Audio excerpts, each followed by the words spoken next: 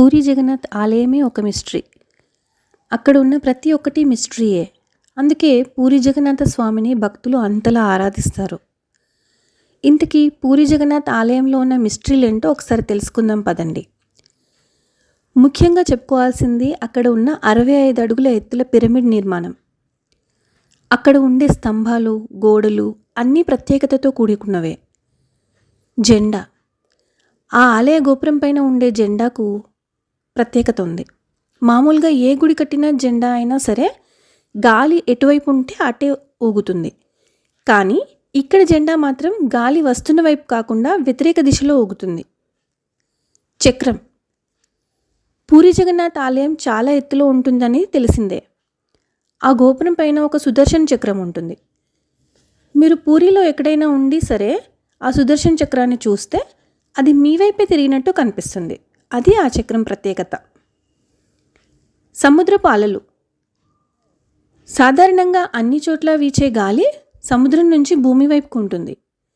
పగటిపూట అలా వీస్తుంది, సాయంత్రం పూట భూమి వైపు నుంచి సముద్రం వైపుకి వీస్తుంది. కానీ పూరిలో మాత్రం అంతా రివర్స్, దానికి విభిన్నంగా గాలి వీస్తుంది. పక్షులు, జగన్నాథ్ ఆలయం పైన పక్షులు ఎగరవు, ఆలయంపైకి పక్షులు వెళ్ళవు. పక్షులు అక్కడ ఎందుకు ఎగరవు అనే విషయం మాత్రం ఎవరికీ అంతుపట్టడం లేదు. ఎంతోమంది దీనిపై అధ్యయనం చేసినా కనుక్కోలేకపోతున్నారు. గోపురం నీడ, జగన్నాథ్ ఆలయం ప్రధాన ద్వారం గోపురం నీడ ఎవరికీ కనిపించదు. సూర్యుడు వచ్చినా కూడా అది కనిపించదు. పగలైనా సాయంత్రమైనా ఏ సమయంలో కూడా ఆ గోపురం నీడ కనిపించదు. దీని నిర్మాణం అలా ఉంటుందా, లేక దేవుడి మహిమ వల్ల ప్రధాన ద్వార గోపురం నీడ కనిపించుతా అనేది మాత్రం అంతుచిక్కడం లేదు.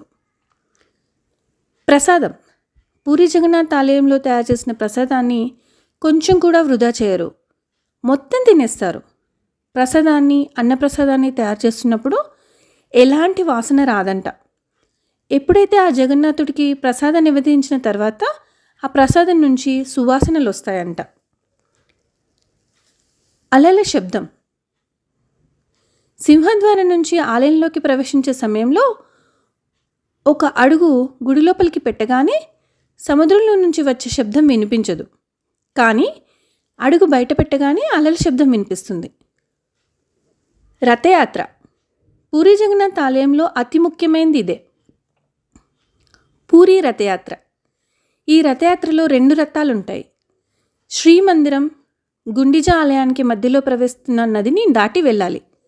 అందుకే 2 రథాలను ఉపయోగిస్తారు. మొదటి రథం నది ఈవతలి ఒడ్డు వరకు తీసుకెళ్తుంది. అక్కడ 3 చెక్క పడవల్లో దేవతలు నది దాటుతారు. అక్కడి నుంచి మరో రథంలో దేవుళ్లను గుండిజా ఆలయానికి తీసుకెళ్తారు.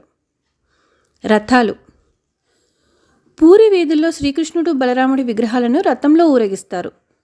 ఆ రథం సుమారు 45 అడుగుల ఎత్తు, 35 అడుగుల వెడల్పు ఉంటుంది. ఈ రథానికి 16 చక్రాలు ఉంటాయి. బంగారు చీపురు, రథయాత్రకు ముందు బంగారు చీపురుతో రథాల ముందు ఊడుస్తారు. ఆ తర్వాత వీటిని తాళ్ళతో లాగుతారు. విగ్రహాలు, ఆ గుడిలోని శ్రీకృష్ణుడు, సుభద్ర, బలరామ విగ్రహాలను చెక్కతో చేశారు. గుండిజా ఆలయం, ప్రతి సంవత్సరం ఇక్కడ జరిగే రథయాత్రలో విశిష్టత ఏంటంటే గుండిజా ఆలయానికి ఊరేగింపు రాగానే రథం తనంతట తానే ఆగిపోతుంది. దాన్ని ఎవ్వరు ఆపరు. ఇది కూడా ఇప్పటికీ ఒక మిస్టరీలా ఉండిపోయింది. దేవుడికి ప్రసాదం, పూరి జగన్నాథుడికి 56 రకాల ప్రసాదాలు సమర్పిస్తారు. ఆ ప్రసాదాలకు కూడా విశిష్ట చరిత్ర ఉంది. ఆలయ సంప్రదాయం ప్రకారం వాటిని మట్టి కుండల్లో వండుతారు. దేవుడికి సమర్పించడానికి ముందు ఆ ప్రసాదాల్లో ఎటువంటి వాసన ఉండదు, రుచి కూడా ఉండదు. కానీ సమర్పించిన తర్వాత ఆ ప్రసాదాలు గుమగుమలాడతాయి. ఎంతో మధురంగా ఉంటాయి ఆ ప్రసాదాలు. సో ఇదండి పూరి ఆలయ విశిష్టత. మీకు నచ్చిందా? నచ్చితే ఛానల్ని సబ్స్క్రైబ్ చేసుకోండి. మరిన్ని వీడియోల కోసం లైక్ చేయండి, షేర్ చేయండి. Thank you. మరో వీడియోతో మళ్ళీ కలుద్దాం.